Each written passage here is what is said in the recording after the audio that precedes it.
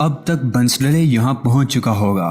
مجھے اس کے روپ میں فوری طور پر کام شروع کر دینا چاہیے۔ رینڈل کو کم سے کم موقع ملنا چاہیے، کہیں ایسا نہ ہو کہ وہ ہم پر سبقت لے جائے۔ ٹھیک 9 بجے میں فرانسیسی سفارت خانے میں داخل ہو رہا تھا۔ استقبالیہ پر موجود حسین فرانسیسی لڑکی نے ایک خوشگوار مسکراہٹ کے ساتھ میرا استقبال کیا۔ ایک نہایت اہم معاملے میں مجھے سفیر محترم سے ملنا ہے۔ میں نے انسپیکٹر بنسڈلے کے نام کا وزٹنگ کارڈ اس کی طرف بڑھاتے ہوئے فرانسیسی میں کہا، آپ فرانسیسی ہیں موسیو؟ لڑکی نے حیران ہو کر پوچھا۔ نہیں، میں نے مسکرا کر کہا، مقامی انٹیلیجنس میں کسی غیر ملکی کا تقرر کس طرح ہو سکتا ہے؟ تو پھر آپ اتنی عمدہ فرینچ کس طرح بول رہے ہیں؟ کیا آپ نے فرانس میں طویل عرصہ گزارا ہے؟ نہیں، میں نے ہنس کر کہا، فرانس میں گیا ضرور ہوں مگر وہاں رہنے کا اتفاق نہیں ہوا۔ کمال ہے موسیو۔ اس نے حیرت سے آنکھیں پٹ پٹائیں۔ آپ پر تو اہل زبان کا گمان ہوتا ہے۔ ہم لوگوں کا پیشہ ہی ایسا ہے، زبانیں کتنی ہی سیکھ لیں کم محسوس ہوتی ہیں۔ آپ سفیر محترم سے کس سلسلے میں ملنا چاہتے ہیں؟ یہ بات تو میں انہی کو بتا سکتا ہوں، میں نے شائستہ لہجے میں کہا۔ کوئی ٹاپ سیکرٹ قسم کا معاملہ ہے؟ اس نے متجسس انداز میں کہا۔ یہی سمجھ لو۔ اس نے مجھے سفیر کی سیکرٹری کے کمرے میں بھیج دیا۔ یہاں ایک بار پھر مجھے اس قسم کے سوال جواب کا سامنا کرنا پڑا، اور آخر 15 منٹ بعد سفیر صاحب مجھ سے ملنے پر آمادہ ہو گئے، مگر انہوں نے مجھے صرف 5 منٹ کا وقت دیا تھا۔ سفیر نے خاصی سرد میری کا مظاہرہ کیا، لیکن جب میں نے اسے رواں فرانسیسی میں گفتگو شروع کی تو اس کی سرد میری میں دراڑیں پڑنا شروع ہو گئیں۔ پیرس محل سے مجھے پیغام ملا تھا کہ کوئی انسپیکٹر بنسڈلے مجھ سے ملنے آ رہا ہے۔ سفیر نے کہا، کیا تمہیں فرانس کے ویزے کی ضرورت ہے؟ اگر ایسی بات تھی تو تمہیں آپ کے سامنے میز پر ایک ٹیلیکس میسج رکھا ہے، میں اسی پیغام کے بارے میں تفصیلی گفتگو کرنے آیا ہوں۔ اوہ! سفیر نے چونک کر مجھے دیکھا۔ یہ بڑا الجھا دینے والا معاملہ ہے، لیکن تمہیں اس ٹیلیکس کے بارے میں کیسے معلوم ہوا؟ یہ انکوائری ہم نے سرکاری طور پر کرائی ہے، میں نے کہا، لیکن اس کا مجھ سے کیا تعلق ہے؟ سفیر نے قدرے جھنجھلا کر کہا، اگر کسی شخص کے پاس فرانس کا جعلی پاسپورٹ ہے تو میں اس سلسلے میں کیا کر سکتا ہوں؟ یہ شخص جس کا نام رینڈل ہے ان دنوں یہی موجود ہے، اور ہم اس پر اس لیے ہاتھ نہیں ڈال سکتے کہ اسے سفارتی تحفظ حاصل تھا۔ تم بڑے شوق سے اس پر ہاتھ ڈال دو، اب وہ سفارتی تحفظ سے محروم ہو چکا ہے۔ سفیر نے کہا، تاہم یہ اتنی اونچی سطح کا معاملہ تو ہرگز نہیں ہے کہ مجھ تک لایا جاتا۔ بعض مصلحتوں کے تحت ہم فوری طور پر ہاتھ نہیں ڈالنا چاہتے۔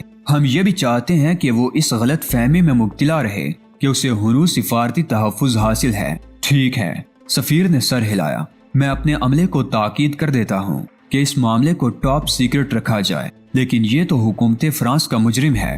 یہ ایک عالمی مجرم ہے جناب، معلوم نہیں اس کے پاس کتنے ملکوں کے جعلی پاسپورٹ ہوں گے۔ ہمیں اس سے کیا غرض ہو سکتی ہے؟ سفیر نے کہا، یہ بات تو ہم نے ثابت کی ہے، لیکن اس کی نشاندہی ہم نے کی ہے۔ اگر ہم نشاندہی نہ کرتے تو یہ شخص یوں ہی دندناتا رہتا۔ یہ ملکوں کے معاملات ہیں انسپیکٹر، تمہاری سمجھ میں آسانی سے نہیں آئیں گے۔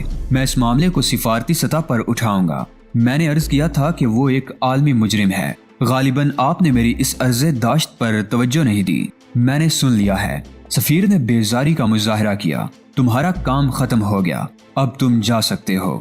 میں آپ سے متفق نہیں ہوں جناب، میں نے بڑے سکون سے کہا۔ یہ معاملہ جو بھی ہے اس کا فیصلہ اسی میز پر ہوگا۔ تم شاید سفارتی آداب سے واقف نہیں ہو۔ سفیر نے مجھے گور کر دیکھا، اور پھر میرے پاس وقت بھی نہیں ہے۔ جب معاملہ رینڈل جیسے مجرم کا ہو تو آداب بالائے طاق رکھ دینے پڑتے ہیں، اور زبان و مکان کی قیود سے آزاد ہو کر بات کرنی پڑتی ہے۔ میں تمہیں مزید 5 منٹ دے سکتا ہوں، اور وہ بھی محض اس لیے کہ تم ایک دعویٰ کر رہے ہو۔ ایک عالمی صہیونی تنظیم ہے جس کا نام ایگلز ہے۔ ممکن ہے آپ نے اس تنظیم کا نام سنا ہو، ممکن ہے نہ سنا ہو، تاہم اس سے کوئی خاص فرق نہیں پڑتا۔ حقیقت یہ ہے کہ یہ شخص اس تنظیم کا سربراہ ہے۔ تمہیں یہ معلومات کہاں سے حاصل ہوئیں، اور کیا ضروری ہے کہ یہ معلومات حقائق پر مبنی ہوں؟ ان معلومات کے حصول کے عقب میں کئی برسوں اور سینکڑوں افراد کی محنت شامل ہے سفیر محترم، اور ان کے غلط ہونے کا 1% بھی احتمال نہیں ہے۔ تم اتنے یقین سے یہ بات کہہ سکتے ہو، مگر میں نہیں کہہ سکتا، اور نہ ہی بغیر کسی ٹھوس ثبوت کے تمہاری باتوں پر یقین کیا جا سکتا ہے۔ وقت آنے پر یہ بات ثابت بھی کر دی جائے گی جناب۔ میں نے کہا، تمہیں آخر کون سے وقت کا انتظار ہے؟ جتنے بڑے پیمانے پر یہ تنظیم سرگرم عمل ہے، اس کے پیش نظر ہی توقع ہے کہ اس شخص کی گرفتاری کے بعد گوٹے ہل کی حکومت کو بین الاقوامی دباؤ کا سامنا بھی کرنا پڑ سکتا ہے۔ اگر ہم نے فوری طور پر اس پر ہاتھ ڈال دیا تو اس کے خلاف جو گواہ پیش کیے جائیں گے انہیں جعلی قرار دیا جا سکتا ہے۔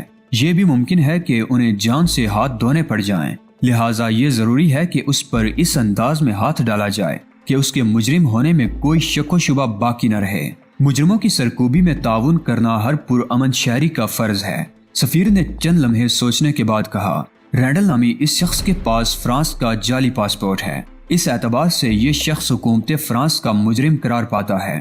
اس اعتبار سے ہماری حکومت یہ مطالبہ کر سکتی ہے کہ اسے ہمارے حوالے کر دیا جائے۔ لیکن جو کچھ تم کہہ رہے ہو اگر وہ سچ ہے تو پھر زیادہ سنگین الزامات کے تحت اس پر پہلا حق تمہاری حکومت کا بنتا ہے۔ بس شرط یہ ہے کہ تم اپنے الزامات ثابت کر سکو۔ یہ بات آپ کے علم میں آ جائی ہے، لیکن ہمیں بہت پہلے سے علم ہے کہ اس نے پیرس کو اپنا ہیڈ کوارٹر بنا رکھا ہے۔ سفیر کے چہرے پر حیرت کے تاثرات نظر آئے۔ اگر ایسا ہے تو تمہیں چاہیے تھا کہ پہلے ہی ہمیں مطلع کر دیتے۔ وہ آسانی سے ہاتھ آنے والا شخص نہیں ہے، اور نہ ہی پہلے ہمیں یہ معلوم تھا کہ اس کے پاس جعلی شناختی کاغذات ہیں۔ ہم تو سمجھ رہے تھے کہ اس کے پاس فرانس کی شہریت ہوگی۔ ٹھیک ہے مسٹر بنسڈلے، میں سمجھتا ہوں کہ تمہارے دعووں کی روشنی میں تمہیں ایک موقع ضرور ملنا چاہیے، لیکن اگر وہ بچ نکلا تو کیا ہوگا؟ آپ بے فکر رہیں جناب، میں نے بڑے اعتماد سے کہا۔ اس کے گرد ہمارا گھیرا تنگ سے تنگ تر ہوتا چلا جا رہا ہے، وہ بچ کر نہیں نکل سکے گا۔ میں سفیر کے کمرے سے نکلا تو اس کی سیکریٹری نے خاصے متجسس انداز میں مجھ سے پوچھا، آپ پورے 20 منٹ اندر رہے ہیں جبکہ آپ کو صرف 5 منٹ دیے گئے تھے۔ ہاں، تمہارا سفیر مجھے کچھ جچا نہیں، میں نے مذیقہ خیز انداز میں کہا۔ اگر اس کی جگہ کمرے میں تم ہوتی تو کم از کم 1 گھنٹہ ضرور کمرے کے اندر گزارتا۔ وہ کھلکھلا کر ہنس پڑی۔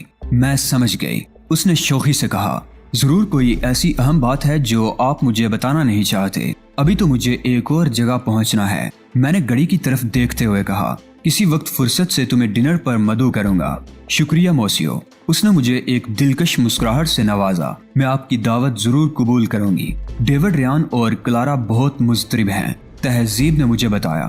پرسوں سے کسی نے الٹ کر ان کی خبر نہیں لی ہے۔ انہیں مضطرب رہنے دو اور ان سے کہو فی الحال اپنی حفاظت خود کریں۔ ویسے مجھے توقع نہیں ہے کہ اس موقع پر انہیں کسی قسم کا خطرہ لاحق ہو سکتا ہے۔ سفیر کیا کہتا ہے؟ جنرل ٹیریس نے پوچھا۔ میں نے اسے رینڈل کی حقیقت سے آگاہ کر دیا ہے، لیکن اسے میری باتوں پر یقین نہیں آیا۔ تاہم وہ مجھے ایک موقع دینے پر تیار ہو گیا ہے۔ دوسرے تو پھر بھی تمہاری خواہش کا احترام کر لیتے ہیں، مگر تم کبھی کسی دوسرے کی خواہش کا احترام نہیں کرتے، کیتھی براؤن نے کہا۔ یہ مت بھولو کہ اس وقت تم انسپیکٹر بنسڈلے سے مخاطب ہو، میں نے باروب انداز میں کہا۔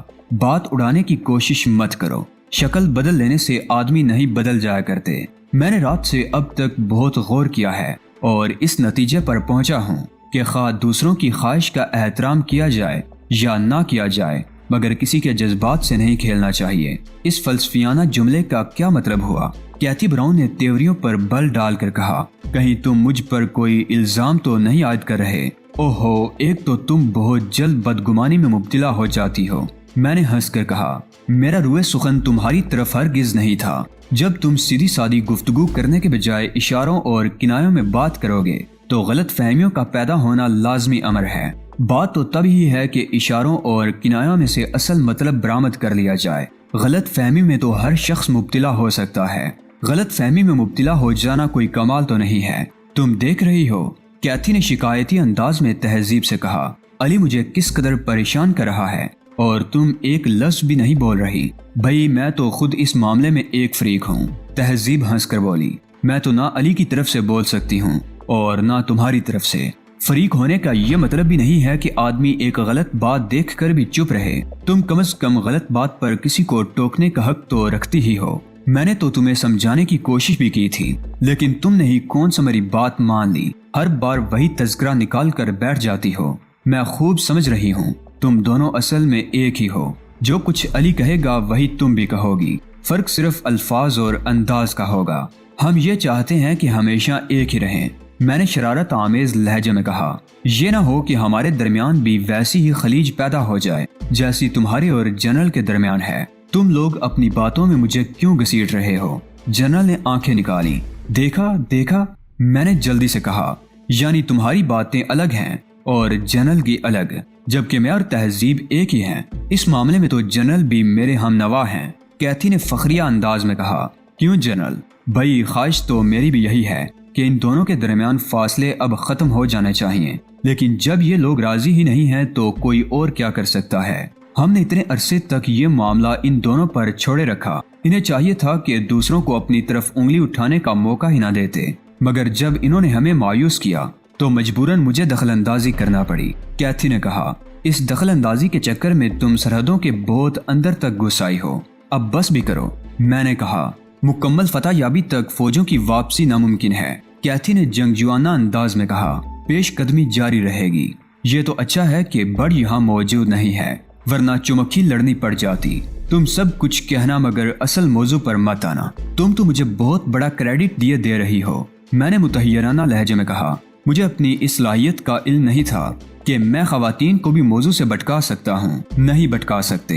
कैथी ने मुस्कुरा कर कहा, खास तौर पर इस सूरत में जब एक खातून किसी बात का तहैया किए बैठी हो। ईमानदारी की बात यह है कि कैथी ठीक कह रही है, जनरल टेरिस बोला, लेकिन जितना इसरार ये कर रही है वो गैर मुनासिब है। मेरा ख्याल है ये सारी बातें कब्ल अज़ वक्त हैं। तहजीब ने बड़ी संजीदगी से कहा, जो ख्वाहिश तुम लोगों की है वही हमारी भी है, मगर पहले रैंडल वाला मामला तो निमट जाए। हम कौन सा किसी बात पर फौरी असरार कर रहे हैं। कैथी ने तुर्की बतुर्की कहा, बात सिर्फ वादे की ही तो है। तुम लोग वादा कर लो, ये तज़किरा ही खत्म हो जाएगा। क्या ख्याल है तहजीब? मैंने तहजीब की तरफ देखा और तहजीब ने एक तवील सांस ली। अगर तुम इस तज़किरे से पीछा छुड़ाना चाहते हो तो वादा कर लो, तहजीब ने कहा। एक के वादा करने से काम नहीं चलेगा, कैथी ने ललकार कर कहा, दोनों को वादा करना पड़ेगा। मैं पहले ही बहुत आजिज आ चुकी हूँ।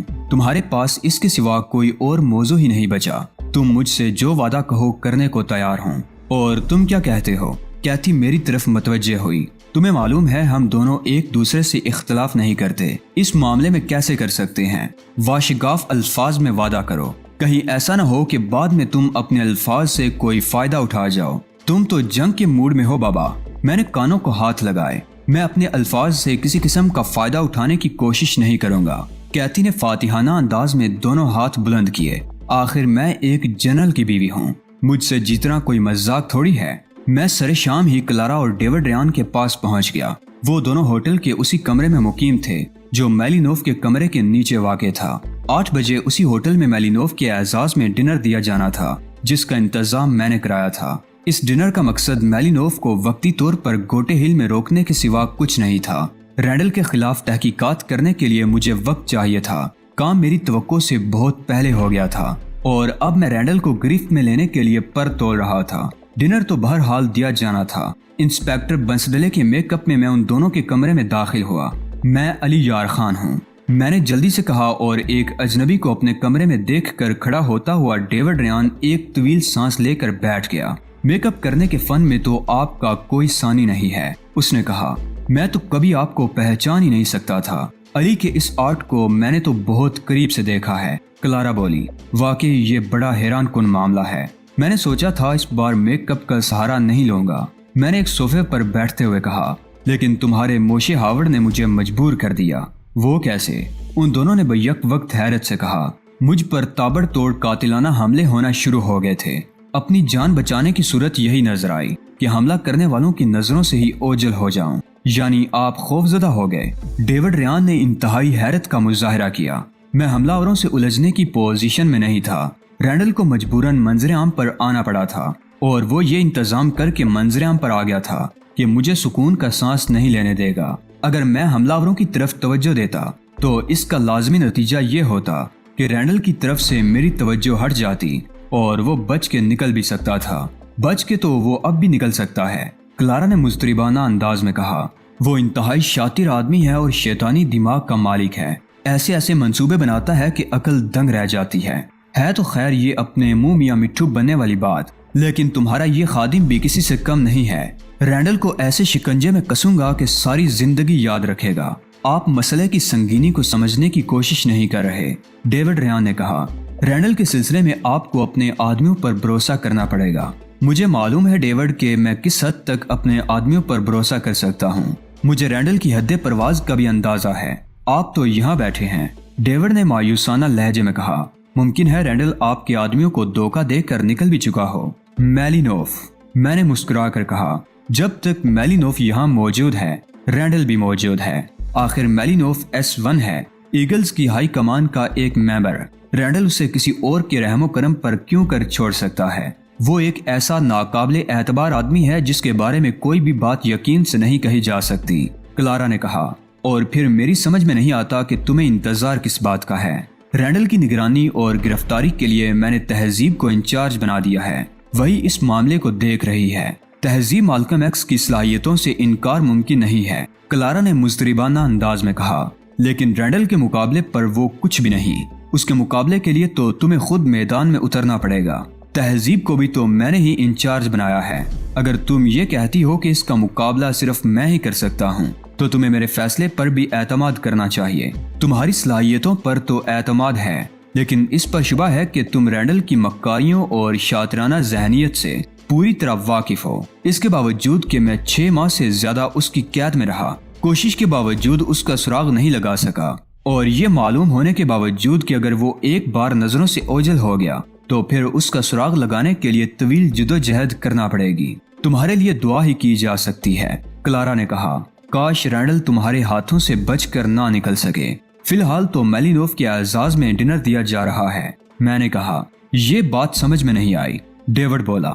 پروگرام کے مطابق میلینوف کو آج روانہ ہو جانا چاہیے تھا۔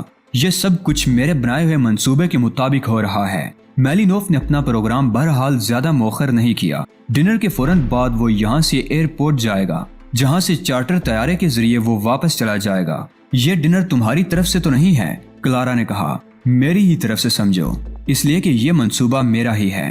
کاش ہمیں بھی رینڈل کے خلاف کام کرنے کا کوئی موقع مل سکتا، ڈیوڈ ریان نے کہا۔ اپنے حصے کا کام تم کر چکے ہو۔ تم دونوں ہی کی مدد سے میں آج کامیابی کے اس قدر نزدیک پہنچ چکا ہوں کہ جب چاہوں رینڈل کو اپنی گرفت میں لے سکتا ہوں۔ اس کے باوجود کچھ تشنگی سی محسوس ہوتی ہے، کلارا بولی۔ اس سے بڑھ کر بھی کچھ کرنے کو جی چاہتا ہے۔ بے فکر رہو، میں پوری کوشش کروں گا کہ تم دونوں کو اس کا موقع دیا جائے۔ ان دونوں کے پاس اٹھنے کے بعد میں نے کچھ دیر ڈنر کے لیے کیے جانے والے انتظامات کا جائزہ لیا اور پھر مطمئن ہو کر ہوٹل سے نکل آیا۔ اب میرا رخ پیراڈائز بار کی طرف تھا۔ پیراڈائز بار میں چند افراد ہی موجود تھے، زیادہ تر میزیں غیر آباد تھیں۔ ابھی ان کے آباد ہونے کا وقت نہیں ہوا تھا۔ میں سیدھا اس حصے کی طرف بڑھ گیا جہاں ایڈگر کا آفس تھا۔ آفس کا دروازہ بند تھا اور دروازے کے باہر سٹول پر ایک مسٹنڈا سٹول پر بیٹھا اونگ رہا تھا۔ مجھے آفس کی طرف جاتے دیکھ کر وہ سٹول سے اٹھ کھڑا ہوا۔ یوں منہ اٹھائے کہاں چلے جا رہے ہو؟ اس نے غرا کر کہا۔ مجھے مسٹر ایڈگر سے ملنا ہے، میں نے نرم لہجے میں کہا۔ بھاگ جاؤ، وہ اس وقت مصروف ہیں، کسی سے نہیں مل سکتے۔ نہیں، ان سے میرا ملنا اشد ضروری ہے۔ انہیں بتاؤ کہ انٹیلیجنس ڈپارٹمنٹ سے انسپیکٹر بنسڈلے آیا ہے۔ اے مسٹر، تم نشے میں تو نہیں ہو؟ تم جیسے بہت سے آتے ہیں، ان میں سے بعض تو فوج کے کرنل جنرل تک ہوتے ہیں۔ میں نے جواب میں اپنا شناختی کارڈ جیب سے نکال کر اس کی آنکھوں کے سامنے لہرایا۔ اگر ذرا بھی پڑھے لکھے ہو تو اسے پڑھ لو۔ وہ پڑھا لکھا تھا یا نہیں تھا، مگر سرکاری کارڈ اور اس پر چسپاں تصویر تو پہچان ہی سکتا تھا۔ اس کے چہرے کی رنگت بدل گئی۔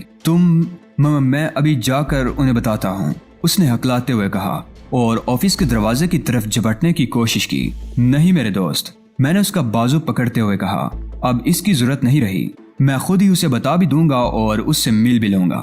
اس کی سمجھ میں نہیں آیا کہ وہ کیا کرے اور میں اسے ہکا بکا چھوڑ کر دروازے کی طرف بڑھ گیا۔ آفس کے اندر داخل ہوا تو ایڈگر کسی سے فون پر بات کرنے کے بعد ریسیور واپس رکھ رہا تھا۔ ایک اجنبی کو اپنے آفس میں داخل ہوتے دیکھ کر اس کی پیشانی پر شکنیں پڑ گئیں۔ کون ہو تم؟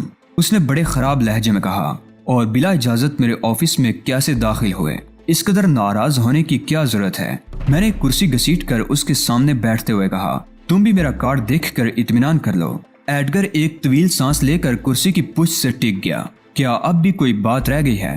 اس نے مزمل انداز میں کہا۔ کس سلسلے میں مسٹر ایڈگر؟ یہ تو زیادتی ہے نا کہ حملہ مجھ پر کیا گیا اور تنگ بھی مجھے ہی کیا جا رہا ہے۔